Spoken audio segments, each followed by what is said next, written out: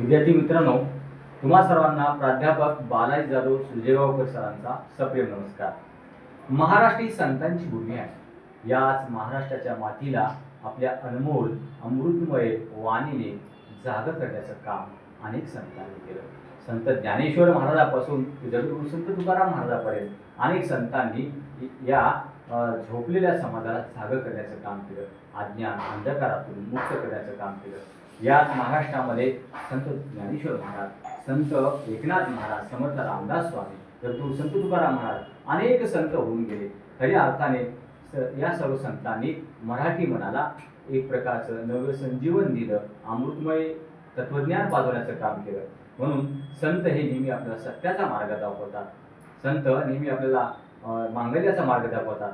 हा एक अभिमानी असे पहा, चंदनाचे हात पायेही चंदन, चंदनाचे हात पायेही चंदन, परिसानाहीन कोणी अंग, परिसानाहीन कोणी अंग, परिसानाहीन कोणी अंग, परिसानाहीन कोणी अंग, दीपा नाही पाठी ओटी अंधकार, दीपा नाही पाठी ओटी अंधकार, तुका म्हणे तैसा सज्जना पासोनी पाहता गुण मिळेची ना, तुका म्हणे तैसा सज्जना पासोनी पाहता गुण मिळेची ना, दीपा नाही पाठी ओटी अंधकार, ओटी अंधकार, ओटी अंधकार. संत तुकाराम महाराज या संतांना चंदनाची उपमा देतात. चंदनाच्या झाडाला ज्या पद्धतीने कोरडीचे घाव घातल्यानंतर देखील त्या कोरडीच्या पात्याला सुद्धा सुगंध दरवळतो, त्या पद्धतीनं संतांचं जीवन असतं. अशा संतांचं महिमा वर्णन करणे अभंगवाणी पाहणार आहोत. जैसा वृक्ष नेणे संत नामदेव महाराजांची.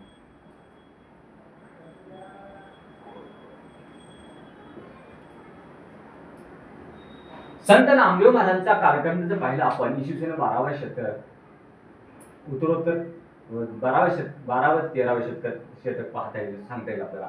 संत ज्ञानेश्वरांनी भागवत धर्माचा पाया रोवला आणि त्या भागवत धर्माचा प्रचार आणि प्रसार करण्याचं महान कार्य संत नामदेवांनी केलं. नाचू कीर्तनाचे रंगी ज्ञानदीप लावू जगी, असं संत नामदेव महाराज ओरडून जगाला सांगतात. आणि खऱ्या अर्थाने या समाजातील विकृती, अज्ञान, अंधकार नाहीसा करण्यासाठी संपूर्ण आयुष्य वेचतात. खऱ्या अर्थाने संत नामदेव महाराजांचं योगदान हे भारतीय समाजामध्ये अनमोल योगदान आहे. संत नामदेव महाराजांचा जन्म 26 ऑक्टोबर 1250 रोजी महाराष्ट्रातल्या अत्यंत पवित्र पुण्यभूमी मानल्या गेलेल्या नरसी नामदेव या गावी झाला. आणि 3 जुलै 1350 मध्ये त्यांनी संजीवनी समाधी घेतली. 3 जुलै 1350 मध्ये संजीवनी समाधी घेतली. खऱ्या अर्थाने संत नामदेवांचं जीवन हे खऱ्या अर्थाने संपूर्ण समाजाला एक प्रबोधनाचं आणि प्रेरणादायी आहे. संत नामदेव महाराजांनी सुमारे 2500 अभंगाची रचना केली. त्याचबरोबर शौर्यशनी भाषेतील त्यांची रचना अनेक आहेत. संत नामदेवांचं कौटुंबिक आपण परिचय पाहिलं खऱ्या अर्थाने तर संत नामदेव महाराज स्वतः, पत्नी राजाई, मोठी बहीण आऊबाई आणि नारा विटा गोंदा महादा ही त्यांची 4 मुलं आणि मुलगी लिंबाई. त्याचबरोबर स्वतःला नामयाची दासी म्हणून घेणाऱ्या संत जनाबाईंचा सुद्धा समावेश या कुटुंबामध्ये होतो. खऱ्या अर्थाने संत नामदेव महाराजांनी संपूर्ण आयुष्य समाजासाठी वेचलं आणि संपूर्ण जगाला तत्वज्ञान देण्याचं महान कार्य केलं आहे. अशा संत नामदेव महाराजांची आपण अभंगवाणी पाहणार. जैसा वृक्ष नेणे मान अपमान. पहिल्यांदा ही अभंगवाणी आपण थोडस चालू म्हणून घेऊया. जैसा वृक्ष नेणे मान अपमान, जैसा वृक्ष नेणे मान अपमान, तैसे ते सज्जन वर्तताती, जैसा वृक्ष नेणे मान अपमान.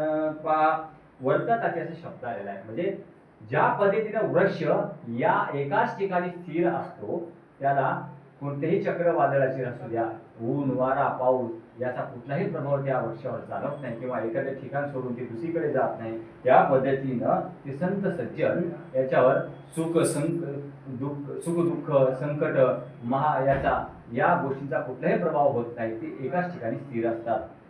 येऊन या पूजा प्राणी जे करीती त्याचे सुख चित्ती तया नाही, त्याचे सुख चित्ती तया नाही. जैसा वृक्ष नेने मान अपमान, जैसा वृक्ष नेने मान अपमान, तैसे ते सज्जन वर्तताती, जैसा वृक्ष नेने मान अपमान. ज्या पद्धतीने एखाद्या वृक्षावर दगडांचा वर्षाव केला असता तर ते वृक्ष कधीही आपल्यावर क्रोध करत नाही किंवा आपल्या खाण्यानं मारणाऱ्यांना मारत नाही, दगड मारणाऱ्यांना मारत नाही, तर ते उलट दगड मारणाऱ्यांना गोड फळं देण्याचं कार्य करतं.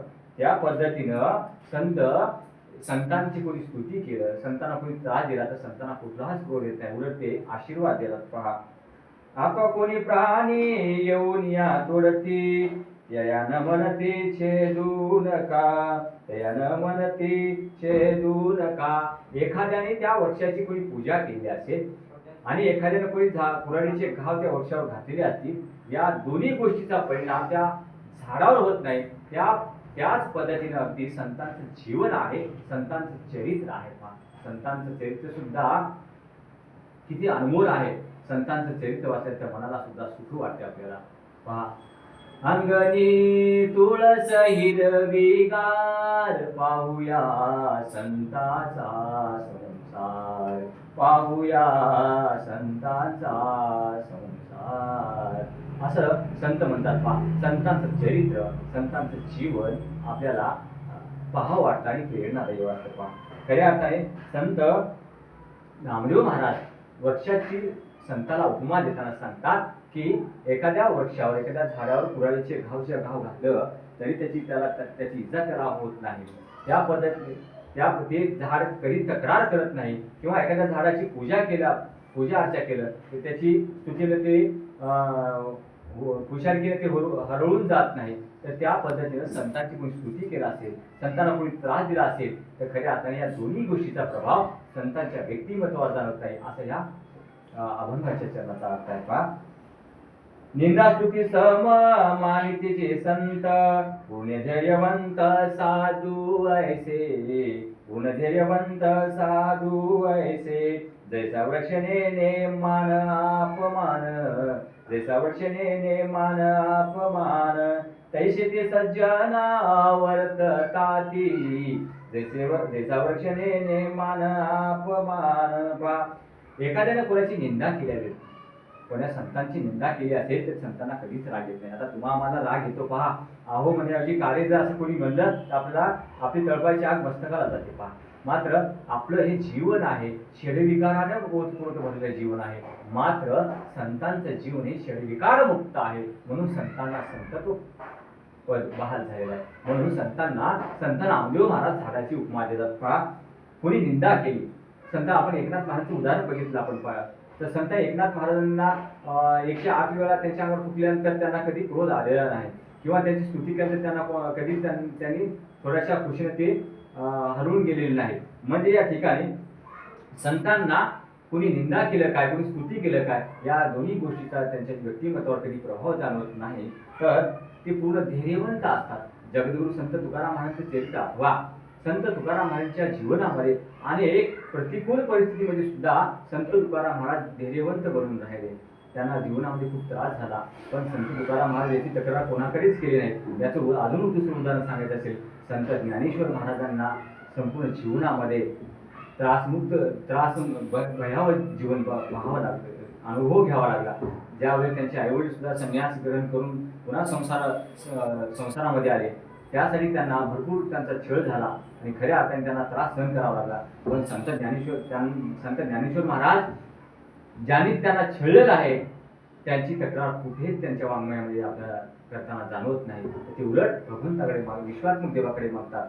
जे खळांची व्यंकटी सांडो तया सत्कर्मी रती वाढो, भूतास परस्परे जडो मैत्री जीवांचे. अरे बाबा, ज्या माणसं वाईट नाही, त्या माणसाची आर्थिक प्रवृत्ती वाईट आहे. आती जो वाकडेपणा आहे ना तो गळून जावा आणि उरलेला मनुष्य जो आहे तो चांगला आहे. म्हणून संत ज्ञानेश्वर महाराज विश्वात्मक देवाकडे मागणं मागतात की सर्व काही समाज मंडळी आहेत ते खूप चांगले आहेत, पण त्यांच्या मनातील जे द्वेषी भावना शरीरविकार करून पडले ना त्याला देवत्व प्राप्त होते असं संत ज्ञानेश्वर महाराज म्हणतात. अशा या संतांचा महिमा संत नामदेव महाराजांवर या झाडाची उपमा देताना सांगतात की संतांचं अनन्यसाधारण महत्व मानवी जीवनामध्ये आहे. बरं काय, नामा म्हणे त्यांची जरी होय भेटी, नामा म्हणे त्यांची जरी होय भेटी, तर जीव शिवा गाठी पडून जाये, जैसा वृक्ष नेने मान अपमान, जैसा वृक्ष नेने मान अपमान पा. संत नामदेव महाराज अभंगाच्या शेवटच्या चरणामध्ये असं सांगतात की ते म्हणतात की बाबा संतांची संगती जर समजा जीवनामध्ये लाभली तर जीवनाचा उद्धार झाल्याशिवाय राहत नाही. म्हणून संतांच्या संगतीमध्ये जीवन जगलं गेलं पाहिजे. म्हणून या ठिकाणी पहा संत एकनाथ महाराज भागवतामध्ये सांगतात, व्याघ्रसिंहाशी दूध जोडे, चंदामरात हातात अळे, परिहारी बियाशी भीती नातुडे, ऐशी दुर्लभ भागीला लाभे गाडे मनुष्यापा. जर संतांची सज्जन संगत जर आपल्या जीवनामध्ये लाभली खऱ्या अर्थानं आपल्या जीवनाचा उद्धार होतो असा उपदेश आपल्याला संत नामदेव महाराज या ठिकाणी सांगतात. झाड ज्या पद्धतीने झाडावर सुख दुःख मान अपमान किंवा त्रास कोणी दिला त्याचं काही वाटत नाही, या कुठल्याही गोष्टीचा झाडावर ज्या पद्धतीने परिणाम होत नाही त्या पद्धतीने संतांच्या जीवनावर बाह्य गोष्टीचा कुठलाच परिणाम होत नाही. कारण का परमेश्वर आणि संत हे एकरूप झालेले असतात, त्यांचं एकरूप हे तादात्म्य पावलेलं असतं. आणि खऱ्या अर्थानं विठ्ठल म्हणजेच संत जनाबाई, संत जनाबाई म्हणजे विठ्ठल, विठ्ठल म्हणजे संत नामदेव, संत नामदेव म्हणजे विठ्ठल, विठ्ठल म्हणजे संत ज्ञानेश्वर महाराज, संत ज्ञानेश्वर महाराज म्हणजे विठ्ठल. जे या नैसर्गिक शक्तीशी या विठ्ठलाची एकरूप या विश्वात्मक देवाची एकरूप पावलेलं असल्यामुळं खऱ्या अर्थाने संतांना संतत्व प्राप्त झालेलं आहे. म्हणून असे संतांची संगत लाभणं म्हणजे हे परमभाग्याचं लक्षण आहे असं संत नामदेव महाराज म्हणतात. संपूर्ण आयुष्य ज्या समाज उद्धारासाठी त्यांनी घालवलं, संपूर्ण भारत भ्रमण करून भागवत धर्माचा पताका पंजाबापर्यंत घेऊन जाण्याचं महान कार्य ज्या संतांनी केलं. अखेर संत नामदेव महाराज विठ्ठला पंढरपूरच्या विठ्ठलाची पायरी दगड होण्यामध्ये धन्यता पावली. कारण पंढरपूरला येणाऱ्या प्रत्येक भाविक भक्तांचं चरणांचा धुळीचा स्पर्श व्हावा, साधू संतांच्या चरणाच्या धुळीचा स्पर्श व्हावा हीच मागणी त्यांनी पांडुरंगाकडे मागितली. आणि खऱ्या अर्थाने या ठिकाणी थांबूया. तोपर्यंत प्राध्यापक बालाजी जाधव सरांचा नमस्कार.